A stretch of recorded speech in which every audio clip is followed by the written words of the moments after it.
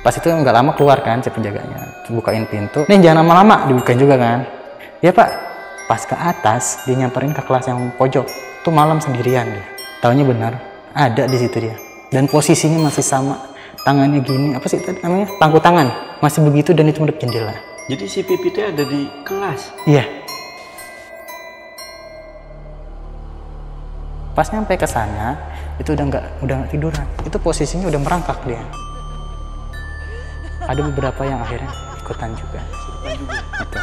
Beberapa siswi ya, terutama siswi perempuan tuh yang kesurupan akhirnya dibawa ke musola. Pas udah lari ke depan, nggak lihat lah, nggak kepantau sama, nggak pengawas sama ibunya, tabrak sama angkot. Kalau ngelihat anak kecil dengan sosok seperti ini itu pernah kecelakaan. Halo semuanya, kembali lagi di Lentera Malam bareng gue Jamal. Dan di segmen Saksi Misteri kali ini gue udah kedatangan narasumber yang akan bercerita tentang pengalaman horornya. Dan di samping gue udah ada narasumbernya, dia akan bercerita tentang pengalaman horornya pada masa sekolah. Kita sapa aja dulu narasumbernya, ada Mas Damar. Ya. Apa kabar Mas? Alhamdulillah sehat. Oke. Nah Mas Damar, ada kejadian apa aja di sekolah pada saat itu? Untuk kejadian banyak. Itu sudah dari zaman dulu ya, alumni-alumni sebelum saya juga sudah merasakan. Itu dari mulai kerasukan, terus ketempelan, penampakan, bahkan suara-suara yang suara ketawa, terus suara nangis, itu banyak. Sudah banyak. Karena memang ada sejarahnya, itu ada 2 kejadian yang dimana kejadian yang sempat tragis ya, tragis dan horor. Yang pertama ada anak kecil ketabrak sama angkutan umum. Terus yang kedua penampakan perempuan yang dimana kasusnya itu dia gantung diri. Gantung diri. Oke, ngeri juga nih. Nah, untuk Mas Damar sendiri ini dulu sekolah tahun berapa tuh terakhir? Untuk SMK setelah saya keluar pondok 2011 12 ya, 11 akhir 12 awal. Lulus jadi berarti? Lulusnya tahun 2014. Lulus SMK-nya ya. Nah, untuk sekolahnya sendiri sampai sekarang masih ada kejadian nggak sih, Mas? Masih. Dari itu baru kemarin saya sebulan lalu tuh ke sana. Itu ada cerita lah, dan itu masih kejadian-kejadian seperti itu. Oh, bahkan Mas ceritain ini itu gara-gara kemarin ke sekolah? Iya, betul. Jadi ada cerita baru juga ya? Ada, dari angkatan-angkatan sekarang. Oke. Yaudah, mungkin kalau teman-teman penasaran, tonton videonya sampai habis. Tapi sebelum itu, gue mau infoin ke teman-teman kalau kalian mau jadi narasumber di Lentera Malam, kalian cukup DM aja ke IG-nya Lentera Malam, nanti ada admin kita yang ngarahin kalian di sana. Dan biasanya itu kalian diminta untuk voice note. Jadi teman-teman, siapin aja voice note, habis itu kirim ke IG-nya Lentera Malam. Yaudah, buat kalian yang penasaran sama cerita Mas Damar mengenai pengalaman horornya pada saat bersekolah, tonton videonya sampai habis dan tanpa basa-basi lagi, Saksi Misteri kita mulai.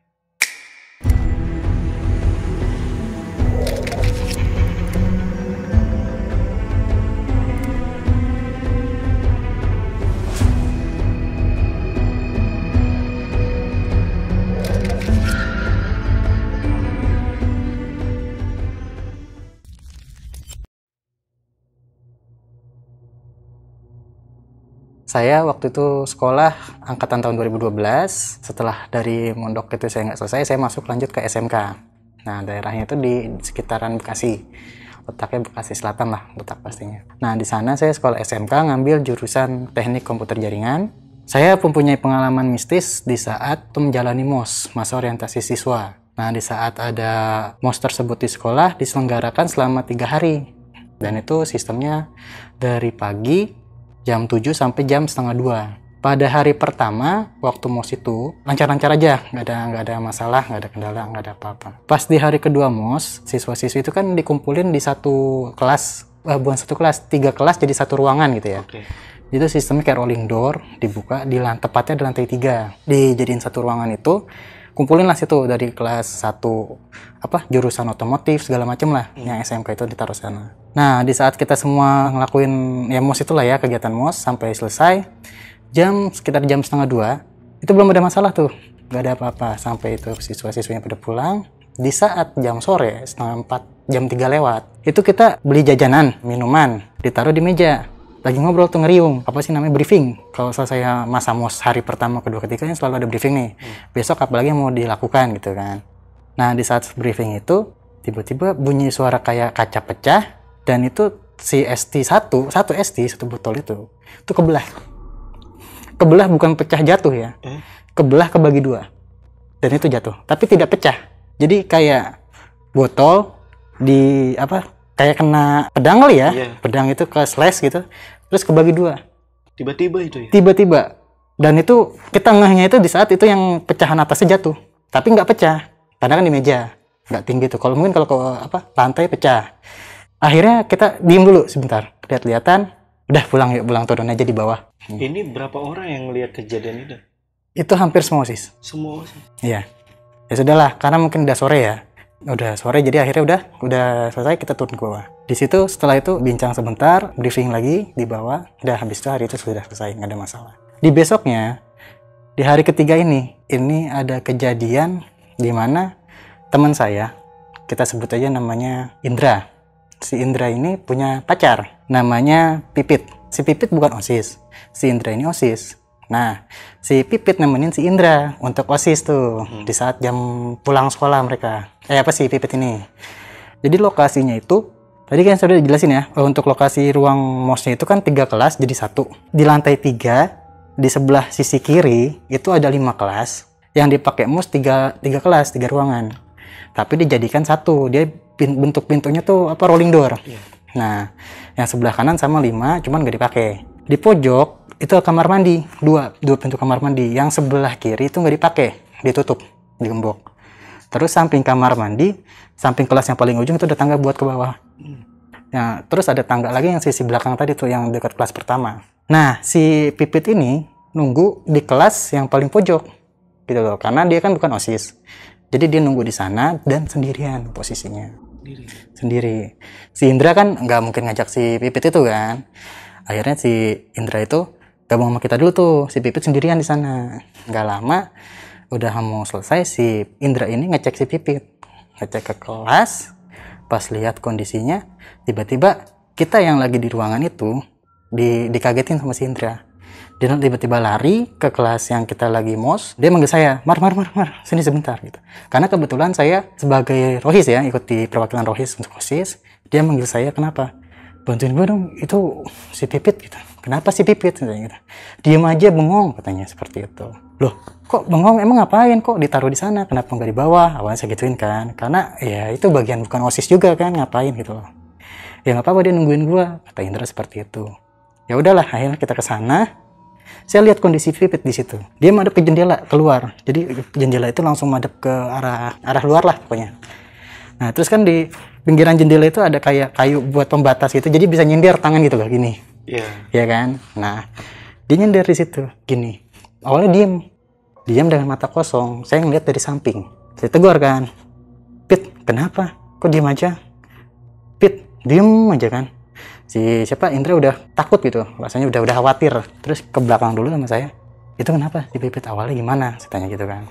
Terus kata si Indra, iya jadi ditaruh sini, gue suruh tunggu, terus gue tinggalin tadi kita ada acara, pas gue balik tiba-tiba udah diem aja, gue panggilin nggak bisa, nggak nyaut gitu loh, nggak nengok juga. Udah lah, akhirnya kita balik lagi ke si Pipit nih, Pit gitu, sadar gitu kan.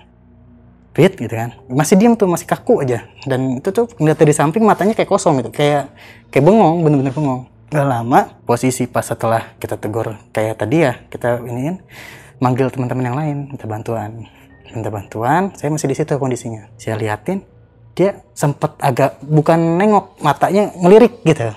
Matanya ngelirik sini, kayak ngeliat sini situ ya.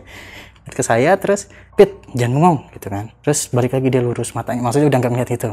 Diam, pas teman-teman pada datang sama si Indra, di situ dia nangis bener-bener kayak sedih. Tapi awalnya itu saya nggak ngeh ya, tiba-tiba udah ada air mata gitu. Karena kan pas anak-anak pada datang, saya nggak fokus ke dia dulu, sini gitu kan, ngebantuin gitu. Pas saya lihat udah netes, itu belum bersuara. Terus tiba-tiba pas udah rame mau nyamperin, nah itu udah nangis kejer, terus sedih banget kayaknya, bener sedih.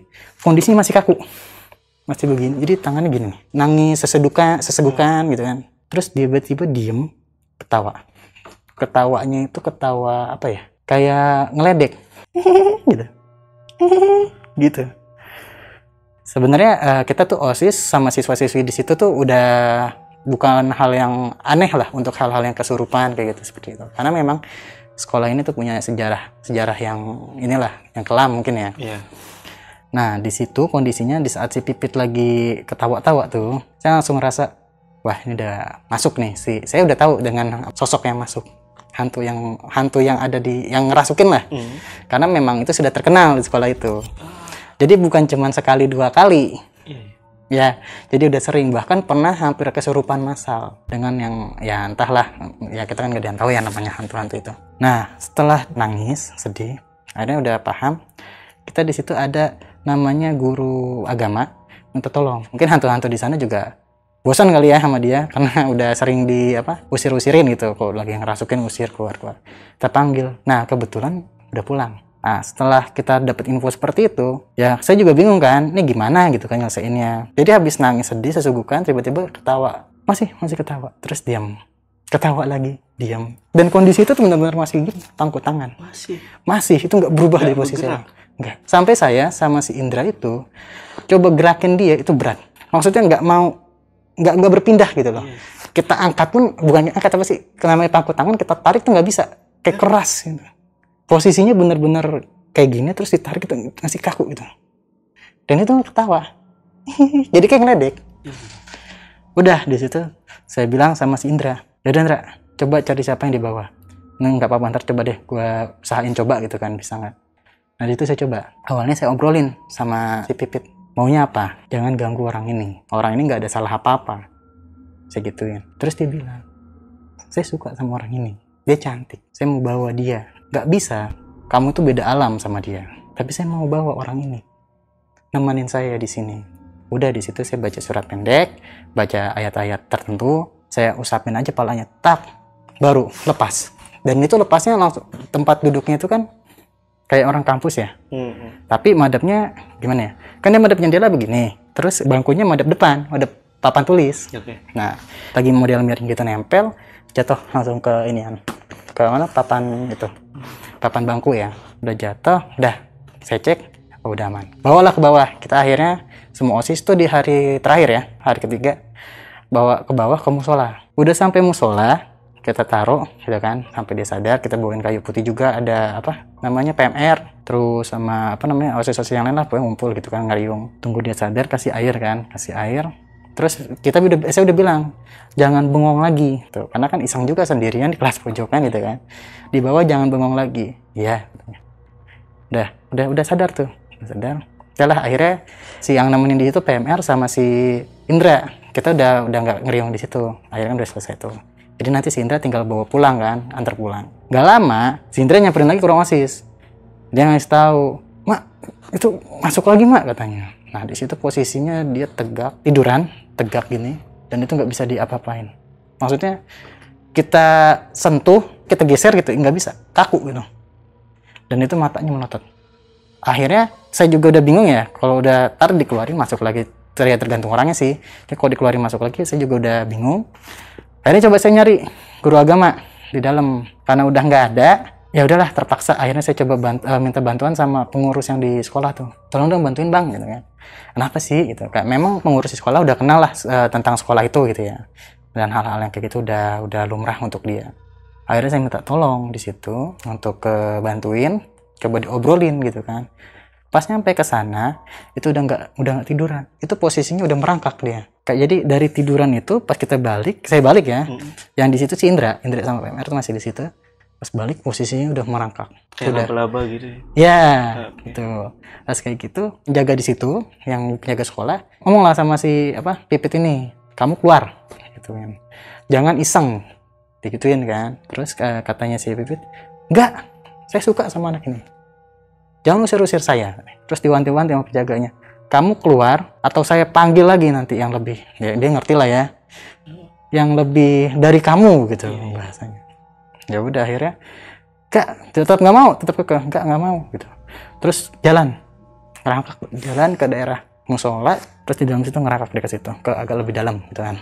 Ya udah, akhirnya saya nggak lama juga, karena udah sore, akhirnya Bang, bareng-bareng gitu kan, bareng-bareng dia pegang tangan yang sama kayak bacain itu, set udah saya keluarin gitu, tapi paksa. Cuma saya kan nggak tahu ya 50-50, kadang-kadang takutnya masuk lagi.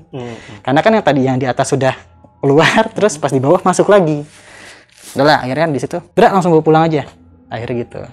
Akhirnya dibawalah sama si Indra, yaudah pulang. Akhirnya selesai. Di situ udah selesai, terus briefing juga sama anak-anak juga udah selesai.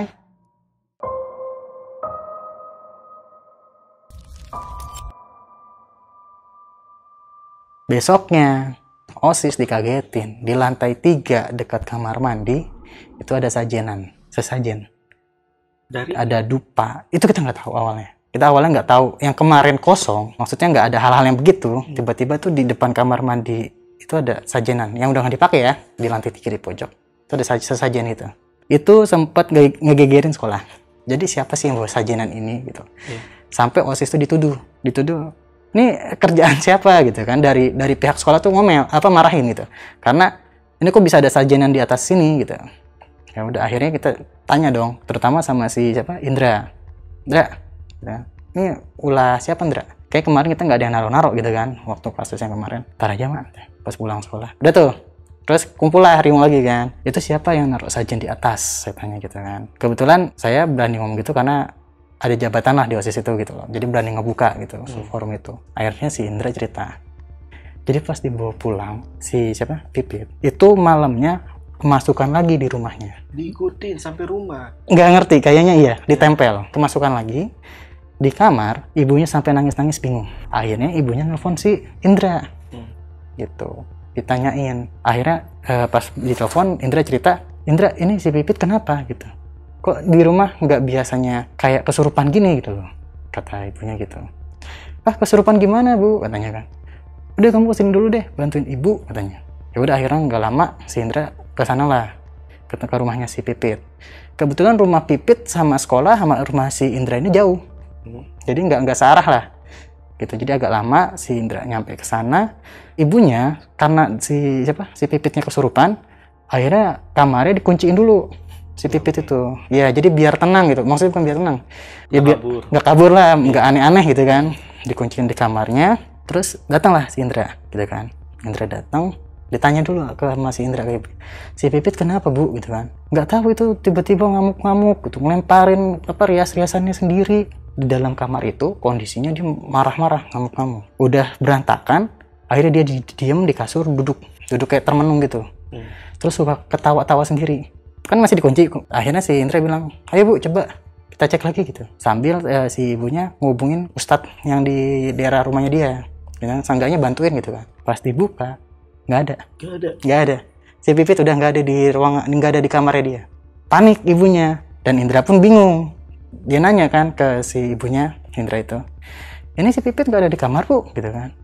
"Loh, tadi di kamar," gitu kan. "Terus kemana? Apa kabur lewat jendela?" "Jendelanya nggak teralis, nggak mungkin," katanya. Nggak muat sama tubuhnya dia? "Nggak, teralis Bang, teralis besi." Oh, ada besi. Ya, ada besi teralis itunya. Kan nggak mungkin, nggak masuk gitu kan. Satu-satunya keluar pun hanya lewat itu, pintu kamar. Ditanyalah sama Indra ke ibunya, "Tadi emang kerasukannya gimana Bu?" gitu kan. "Iya, ngamuk-ngamuk, terus suaranya beda, bukan kayak suara si Pipit," gitu.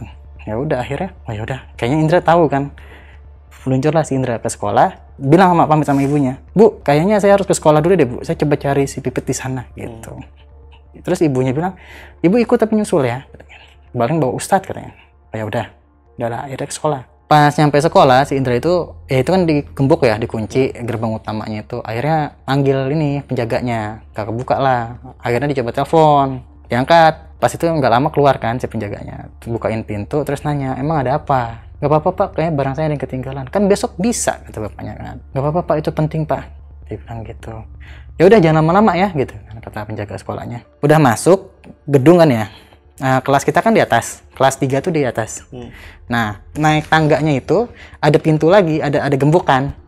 2 tangga itu yang satu sama yang dalam lagi itu digembok, benar-benar digembok. "Nih jangan lama-lama," dibukain juga kan. "Ya Pak." Pas ke atas dia nyamperin ke kelas yang pojok. Tuh malam sendirian dia. Taunya benar ada di situ dia. Dan posisinya masih sama, tangannya gini, apa sih tadi namanya, pangku tangan, masih begitu, dan itu menghadap jendela. Jadi si Pipitnya ada di kelas? Iya. Itu pangku tangan dia udah posisi kayak yang tadi siang itu udah kondisi begitu, kaku, Dan itu diem, bener-bener matanya kosong. Si Indra itu kaget, langsung ngehubungin ibunya, Bu ada di sekolah. Udahlah tuh, ya sama Ustadz ya dibawa. Gak lama ternyata ibunya pas datang bawa sajenan itu. Jadi yang bawa paginya itu ibunya. Saya kurang tahu ya untuk apa gitu ya. Cuman pas di besoknya itu juga kan udah geger terus akhirnya kita yang kena.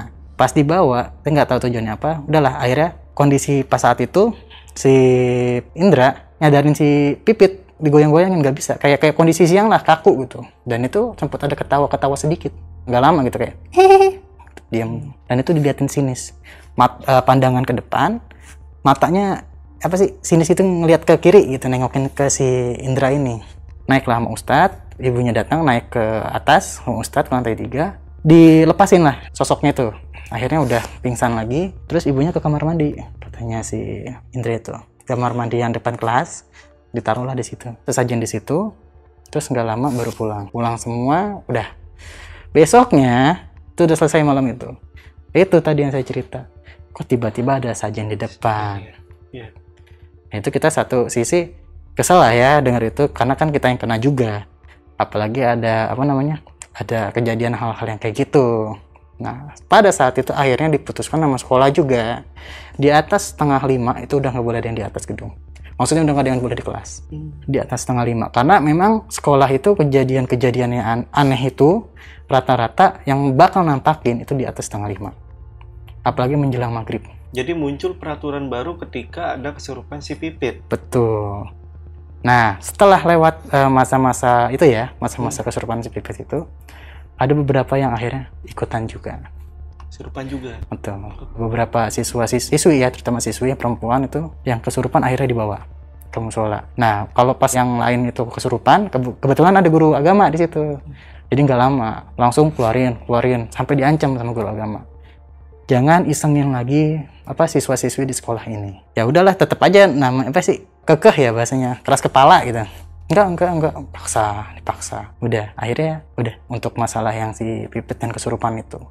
Hampir sempat kesurupan massal tapi enggak, sempat tertangani sama guru agama itu.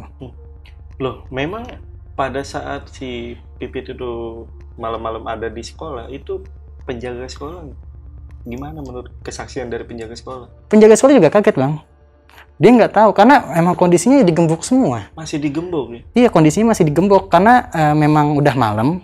Itu sekolah itu dari pintu gerbang sampai ke dalam itu yang ruang kelas udah digembok semua. Dan itu penjaga sekolah juga nggak tahu itu masuk lewat mana. Itu sih yang aneh ya. Nah itu sampai sekarang belum terpecahkan. Bisa dari rumah juga nggak ada, nggak tahu lewat mana. Dan tiba-tiba udah sampai di sekolah. Nah ini kan ada Pak Ustadz ya tadi ya? Iya. Pak Ustadz sempet ngasih jawaban. Oh enggak, kalau dari ceritanya Indra enggak. Jadi Pak Ustadznya itu cuma bantu ngeluarin terus langsung buru-buru pulang. Karena emang kondisinya satu udah malam kali ya. Udah malam, terus ngelihat kondisinya si Pipit juga udah capek mungkin. Ya udah langsung aja pulang. Jadi nggak ada itu sih.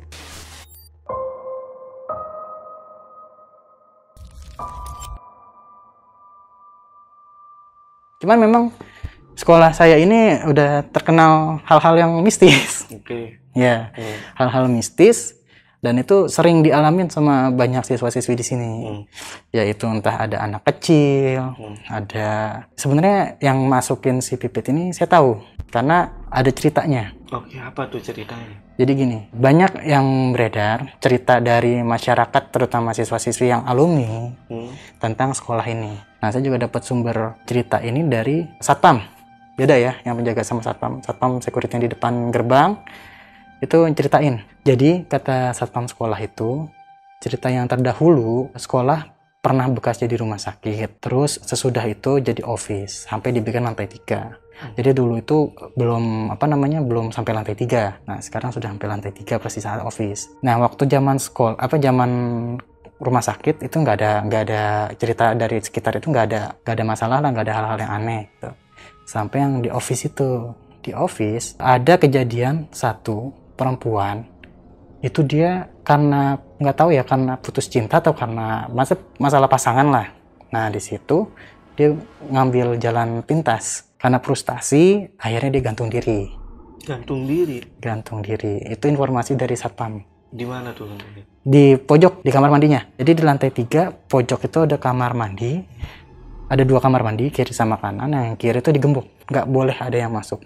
Dari semenjak saya pertama kali masuk sekolah situ, lantai 3 nggak boleh dipakai buang air kecil, nggak boleh dipakai buang air besar, kecuali yang sebelah kanannya itu dibuka, tapi memang jarang. Biasanya rusak ya? kalau untuk rusak saya rasa nggak sih ya, cuman memang pernah iseng ngintip anak-anak otomotif terutama, itu isinya bangku-bangku aja. Jadiin gudang. Betul, jadi bangku-bangku kayu itu ya. Cuma ya itu nggak terurus lah. Jadi kisahnya seperti itu, ada cewek karena masalah percintaan akhirnya dia memutuskan gantung diri. Entah masalahnya apa, dia gantung diri di situ.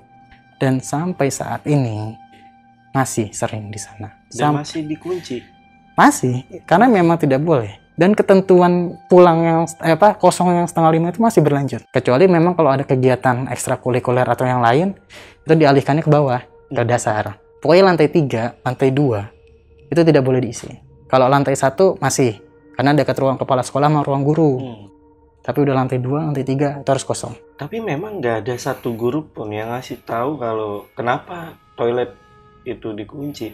Nggak. Kalau dibilang nggak ada ya. Karena kita juga nggak terlalu nanya ke guru. Lebih ke alumni mungkin yang pernah kejadian sama ya kayak tadilah security, penjaga sekolah. Karena kalau guru, kalau nanya gitu pasti ngebales. Ngebalesnya, ngapain sih? Orang nggak iniin kok, nggak ganggu gitu. Jadi nggak peduli lah, biarin aja gitu. Pembina OSIS pun sama seperti itu. Jadi ya udah, hal-hal yang seperti itu di sekolah saya tuh udah hal yang biasa. Sampai pernah satu kejadian lagi, itu saya yang ngalamin sendiri sama teman-teman saya di ruang OSIS. Jadi lagi ngeriung, ya kumpul biasa lah sampai sore itu sekitar jam 4. Itu dari depan, jadi mappingnya itu ini gedung sekolah, masuk ke sini ada gang kecil, ini ada gedung baru. Ada gedung lah, bukan gedung, kayak rumah. Masuk ke sedikit, nah ntar di belakang tuh ada kamar mandi berjejer sama ruang OSIS, ruang UKS. Nah di depan ruang OSIS, itu kita selalu pintu dibuka, nggak pernah tertutup lah ya. Karena takut menimbulkan hal-hal yang aneh pemikiran. Itu tiba-tiba pas dari gang itu tuh ke belakang, ke belakang itu jalan cuma bisa 1 orang. Jadi gang kecil. Nah itu menuju ke kantin. Kantin itu tutup di saat 2:30 atau jam 3. Di situ udah nggak ada siapa-siapa. Tiba-tiba di depan ruang OSIS depannya tuh ada lari yang berketawa-tawa. Itu yang di dalam ruang OSIS kita bertiga. Saya, Diki, sama Chandra. Nah itu lagi tiduran lah ya, lagi tiduran santai. Itu tiba-tiba kaget, lagi tiduran begini gitu kan. Terus lari, kayak ada yang lari gitu. Terus ketawa. Gitu. Tapi anak kecil, kayak main gitu, kayak kejar-kejaran ke arah ke belakang. Saya bangun, sama yang lain juga bangun. Tadi itu apaan? Gitu kan. Gak tahu. Cek. Ayo cek gitu kan. Saya bertiga tuh. Kita keluar, cek ke belakang, gak ada siapa-siapa. Itu kosong dan kantin udah tutup ya, udah dipagar gitu. Itu udah gak ada siapa-siapa. Tapi suaranya itu masih ke arah belakang gitu. Iya, masih kedengeran. Masih. Dan itu sekelibet cepet lah ya, cepet itu loh kayak ada yang lari pas awal tiduran itu. Karena terasa lah kalau ada yang gerak lari itu kan pasti tuk gitu ya. Ada suara tapak kakinya. Itu ada jelas. Dan itu kondisinya OSIS yang lain pada di depan, di musola sama di lapangan itu pada main. Nah, kita masih di ruang OSIS. Terus pas ke belakang ngecek, gak ada siapa-siapa. Gitu, yang pengalaman saya. Saya ada satu kejadian lagi. Kondisinya saya lagi di musola, itu rame OSIS. Cuman yang lain lagi pada di lapangan main, sama ada yang di dekat bengkel otomotif lah pada main gitu. Saya bertiga, itu di musola. Saya, Roni, sama Sinta. Kebetulan saya lagi duduk di terasnya gitu kan, di musola. Terus sambil ya matanya ngeliwar-ngeliwar kemana aja lah gitu kan. Nggak sengaja ngelihat di lantai 3. Di lantai 3 di kaca di jendelanya itu ada cewek. Dada. Diem, kaku gini, dada. Itu saya lihat bertiga. Di situ saya kondisinya senggol-senggolan. Awalnya ternyata si Sinta yang senggol si Roni gitu kan. Saya masih ngeliatin di situ. Lihat deh di lantai atas. Apaan sih? Si Roni belum nge. Pas lihat, iya, dada. Saya nyenggol si Roni. Ron, lihat ke atas deh. Apaan? Oh itu, udah tahu, udah masih liatin. Kata Roni seperti itu. Iya, lihat dulu itu, dada-dadain, balas dada deh. Saya gituin aja akhirnya. Pas ngeliat, udah, gak usah liatin lagi. Kata si Sinta gitu kan. Udah biarin, kita ngeles aja gitu, matanya kemana. Ya udah akhirnya. Udahlah, gitu kan kita nggak lihat. Saya itu di situ masih penasaran, Bang. Kok bisa-bisanya nampakin terus ngedada-dadahin ngapain gitu maksudnya. Sosoknya kayak gimana? Sosoknya cewek. Itu pakai baju bukan baju putih ya. Kayak baju kemeja. warnanya gelap sih, nggak tahu warna apa, kayak biru atau apa gitu. Tuh jauh, karena jauh, jujur jauh itu. Terus rambutnya panjang sebahu, itu dada ponian. Dari jauh hanya kelihatan segitu. Kalau untuk detail baju semuanya nggak ini, cuman warnanya gelap. Terus dada, tangannya putih, semuanya putih pucat. Dan itu nggak ada siswa lain? Sudah nggak ada, itu udah 5:30 mau maghrib. Jadi bener-bener udah nggak boleh ada orang di sana kan. Udah kosong, tinggal ekstrakurikuler yang di bawah, OSIS juga cuma pada main di bawah. Saya bertiga itu saksi. Ngelihat di atas ada yang dada. Saya setelah penasaran, saya liatin masih terus kan. Nggak lama saya abaikan lah. Udah diabaikan, saya lihat lagi udah nggak ada. Udah benar-benar nggak ada di tempat situ. Ini kan termasuk di dalam kelas juga ya, si cewek itu? Oh iya, betul. Ini kelas yang sama nggak sih sama si Pipit yang kesurupan? Enggak, beda. Beda ya? Beda. Jadi ceritanya juga punya cerita, memang si sosok itu sering jalan lantai 2, 3. Dan kemungkinan sosok yang lo lihat itu adalah sosok yang tadi diceritain sama satpam. Betul. Karena memang sosok perempuan ya cuma dia di situ. Dari cerita yang pernah kesurupan, Betul. sosok perempuan sosok itu doang. Betul. Itu juga sih sekolah lu. Ya itulah, walaupun kelihatannya Bagus ya? Iya, Tadi bagus. karena gue ini sempat ngeliat juga nih sekolah yang diliatin sama Bang Damar ini. Ya kelihatannya bagus lah ya. Tapi ya itu menyimpan kisah mistis di dalamnya. Gitu sih. Ya, banyak kejadian juga Bang. Banyak pengalaman dari yang sebelum saya juga banyak. Sempat juga katanya ada kegiatan di musola terus pernah kesurupan 3 orang. Itu secara tiba-tiba aja. Tapi bukan yang di gedung, bukan yang di cewek yang itu, bukan. Beda-beda. Karena balik lagi cerita-cerita dari alumni sama penjaga yang sebelum, kan kalau yang kisah si Indra itu baru terhitungnya. Baru tuh, belum terlalu lama. Ada lagi sebelumnya itu dia pernah cerita, maksudnya kerjanya masih kerja, cuman berdua gitu akhirnya. Siapa nih? Penjaganya. Penjaga, oke. Nah, jadi ada yang udah lamanya lah. Nah, itu sering nemuin sosok-sosok kayak hitam, gede, rambutnya itu ya kayak genderuwo ya. Kayak gitu, itu di belakang, di kantin. Dia sampai mapping-mappingin waktu itu tuh sama, karena kan kita OSIS penasaran ya. Mana sih titik yang dimana nggak boleh kita ngelakuin sesuatu, mana yang memang bisa kita adain aktivitas. Karena khawatirnya itu tadi, tiba-tiba lagi ngadain kayak kelas meeting segala macam, tiba-tiba kesurupan kan. Kita juga yang ribet gitu. Ya udah akhirnya dikasih tahu sama dia, pokoknya kalau jam sekian gitu, hati-hati kalau daerah sana. Terus kalau mau di kelas ini permisi, masuk terus ngeberantakin atau apa gitu. Ya kalau SMK kan gitu ya hidupnya. Kadang-kadang mejanya aja di mana gitu. Saya rasa itu sih Bang, cerita yang dari sekolah saya itu. Nah, kalau untuk si security-nya sendiri pernah ada kejadian nggak? Kalau security-nya sendiri, kalau cerita biasanya pasti ada ya. Cuman dia nggak pernah cerita kisahnya dia. Dia cuma pernah ngeliat dengan matanya dia tuh kayak anak kecil. Jadi gini, sejarahnya itu anak kecil yang lari di sekolah. Karena faktor yang kecelakaan, karena anaknya sama kecelakaan. Jadi dulu itu kan sekolahnya aktif itu mulai tahun 88. Tahun berapa dia bilang, tahun 90-an itu ya. SMP sama SMP digabung. SMA beda gedung, beda tempat gitu ya. Dulunya? Enggak, sampai sekarang masih. Sampai sekarang masih? Iya, SMP sama SMP digabung. Nah, dulu ada murid SMP, pas ngambil rapot, sama bawa ibu sama adiknya. Adiknya masih kecil. Pasti saat ibunya lagi di depan tuh, di depan satpam. Ini cerita dari satpam ya. Si anak itu nggak kepantau sama ibunya. Lari ke jalan raya, ke depan. Pas udah lari ke depan, nggak lihat lah, nggak kepantau sama, nggak pengawas sama ibunya, tabrak sama angkot. Itu faktornya. Untuk si sosok anak kecil ini ya? Iya, karena security itu bilang kalau ngelihat anak kecil dengan sosok seperti ini itu pernah kecelakaan.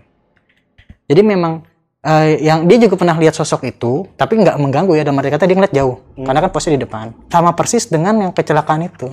Karena kan dia ikut bantu tolong di saat waktu kecelakaan. Infonya seperti itu. Oh gitu? Iya, karena memang di depan persis sekolahnya. Jadi depan sekolah tuh langsung jalan raya. Seperti itu. Tadi itu lu sempat bilang nih kalau di sekolah itu sebelum-sebelumnya pernah ada kesurupan ya. Lu pernah dapat cerita apa dari yang sebelumnya? Berdasarkan cerita dari satpam lagi, saya kan sempat ngulik banyak tuh ke security di sana, karena ya kejadian-kejadian itu banyak lah juga dialami, cuman nggak separah yang si Pipit ini gitu ya. Paling hanya suara atau tangisan, ketawa, suara gedor-gedor pintu itu udah inilah. Kalau bagi kita yang alumni sana udah paham lah gitu kan. Kalau yang ditanya yang lalu-lalu ada. Jadi ceritanya itu waktu awal sekolah itu berjalan ya, bukan dibangun, karena bangunannya sudah lama. Berjalan sudah membuka SMP SMK tahun 88 itu sudah ada kejadian kesurupan, dan itu lebih parah infonya dari security itu daripada yang sekarang lah, yang baru-baru waktu saya sekolah gitu kan. Dan akhirnya pihak sekolah itu sempat bingung ini faktor apa. Akhirnya diadakanlah oleh pihak sekolah untuk doa bersama di situ, sama karyawan-karyawan di sana, mahasiswa-siswi di sana berdoa bareng-bareng moga tidak digangguin lagi hal-hal yang seperti itu. Akhirnya pas sudah berjalan tuh sempat info dari satpamnya itu nggak ada gangguan, nggak ada kejadian setahun 2 tahun. Tapi itu tiba-tiba kadang ada lagi, jadi kayak jedaan gitu ya, sekian lama udah nih nggak ada masalah, terus ada lagi seperti itu. Kalau untuk gangguan-gangguan kecil memang dari dulu sudah ada, itu sih sampai sekarang. Iya. Lu pernah dapat cerita tentang kesurupan atau kejadian horor di sekolah lu ini tahun sekarang nih? Oh, Sekarang. setelah gue udah nggak di sana. Iya. Kalau cerita-cerita masih, tapi itu seputar kayak misalnya lagi belajar gitu ya. Kadang-kadang kelas 3 itu kan namanya nyiapin buat UKOM, uji kompetensi untuk SMK itu, kadang pulang lebih sore daripada yang belajar biasa gitu ya. Nah itu kadang ada yang gangguin aja, yang entah ngetok-ngetok kelas, jadi ada kayak ditutup gitu kelasnya terus diketok-ketok, dibuka nggak ada orang. Itu masih sering. Jadi hal-hal yang kecil-kecil itu masih ada. Kadang ada suara naik tangga dari lantai 2 ke lantai 3, pas dicek nggak ada. Ada satu kejadian dari adik kelas itu, kalau otomotif rata-rata kan anak-anaknya gitu ya, gimana Sembrono. ya gitulah, habis jajan naro gelas beling segala macam berantakan. Itu mau di tangga, ditaruh di tangga di antara lantai 2 dan 3, di antara tengah-tengah ya. Itu nggak ada siapa-siapa, lantai 3, lantai 2 ada, lantai 3 nggak ada siapa-siapa, tiba-tiba jatuh. Dan itu di depan anak ini yang cerita, jatuhnya tiba-tiba jatuh dan itu gelinding dan pecah di bawah. Itu cerita dari yang sekarang ya, yang angkatan-angkatan baru ini. Kemarin juga sempat aktif ke sana, coba main aja sih, seputar main. Itu cerita-ceritanya seperti itulah. Kalau untuk penjaga sekolah? Penjaga sekolah saya kebetulan nggak terlalu ini ya. Kalau saya ngulik itu dari satpam. Satpam ya? Nah, karena satpam itu lebih lama pekerjaannya di sana karena memang dari awal. Kalau penjaga sekolah itu, kalau dibilang kayaknya ngerasain ya hal-hal yang kayak gitu, bahkan lebih, karena kan dia sampai malam juga, cuman nggak pernah saya kulik. Tapi selain anak kecil, tragedi anak kecil, ada gak tragedi lain entah dari siswa gitu? Dari siswa nggak, paling yang bunuh diri itu sih, yang perempuan, yang masalah di lantai 3. Tapi itu kan office ya? Iya, itu pada zamannya. Pas zaman Betul. office. Untuk sekolah nggak ada ya? Sekolah nggak ada. Jadi secara nggak langsung memang dari udah lama, akhirnya ke bawah terus sampai sekarang. Oh. Sampai sekarang masih seperti itu. Ini lokasinya di mana? Di Bekasi. Bekasi ya? Betul. Ini cukup terkenal gak sih sekolahnya? Karena gue lihat sih bagus sih sekolahnya. Kalau dibilang terkenal bandel kayaknya anak-anaknya. Terkenal bandel ya? Oke. Jadi mungkin anak-anak Bekasi nih tahu nih, kemungkinan ya? Bisa SMK jadi ya? SMK. Swasta. Swasta. Swasta ya? Swasta. Ada berapa jurusan SMK ya? Waduh, kalau tahun saya ada 5. Cuman kayaknya sekarang kurang deh, karena mungkin pandemi ya, daring juga, jadi mungkin yang nggak ngerti deh. Tapi saya cek terakhir udah sepi sih, lebih sepi. Tadi itu clue-cluenya ya? Iya. Bekasi mana? Bekasi lah pokoknya. Bekasi ya, udah berani lagi ya. Karena seperti yang tadi Mas Damar bilang, kalau sekolahnya ini sampai sekarang pun masih banyak kejadian horor ya. Masih. Bahkan berlanjut. Toilet yang di pojokan itu tidak dipakai. Tidak dipakai, masih dikunci ya? Tidak boleh. Tidak boleh. Tidak boleh, bukan tidak dipakai. Mas Damar, sekali lagi thank you ya, udah datang di Lentera Malam ya. Oke, itu aja cerita dari Mas Damar mengenai kejadian horornya pada saat di sekolah. Yaudah, gua Jamal dari Lentera Malam pamit, dan Mas Damar, bye.